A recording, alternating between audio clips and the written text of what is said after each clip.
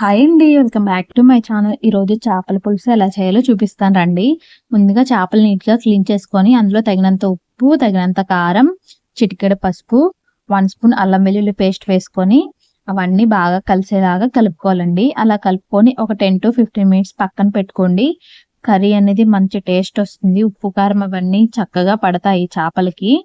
ఆ తర్వాత ఏం చేయాలంటే కడాయి తీసుకొని ఆ కడాయిలో కొంచెం ఆయిల్ వేసుకొని ఆ ఆయిల్ బాగా హీట్ అయ్యే వరకు హీట్ అవ్వాలండి. ఆ తర్వాత మనం ముందుగా కట్ చేసి పెట్టుకున్న ఆనియన్స్ కూడా వేసుకొని ఆనియన్స్ కూడా బాగా ఫ్రై అయ్యేలాగా ఫ్రై చేసుకోవాలి. ఈ ఆనియన్స్ అనేది లైట్ కలర్ రాకూడదండి, గోల్డెన్ బ్రౌన్ కలర్ వచ్చే వరకు మంచిగా ఆనియన్స్ ఫ్రై చేసుకోవాలి.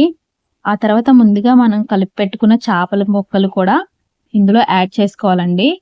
యాడ్ చేసుకొని మంచిగా హై ఫ్లేమ్లో పెట్టుకొని మంచిగా మిక్స్ చేసుకోవాలి. అలా 2 మినిట్స్ మగ్గిన తర్వాత మనం తీసుకున్న దాన్ని బట్టి మనకి ఒక 1 కేజీ చేపల, 2 కేజీ చేపల బట్టి 1 కేజీ అయితే చిన్న నిమ్మకాయ అంత చింతపండు నానబెట్టుకోండి. 2 కేజీస్ అయితే 2 నిమ్మకాయ సైజెస్ అంతా చింతపండు నానబెట్టుకుంటే సరిపోతుంది. అలా చింతపండు నానబెట్టుకొని పులుసు తీసి పక్కన పెట్టుకోవాలి. ఇలా మిక్స్ చేసుకుంటూ ఒక 2 మినిట్స్ మగ్గించుకోవాలండి.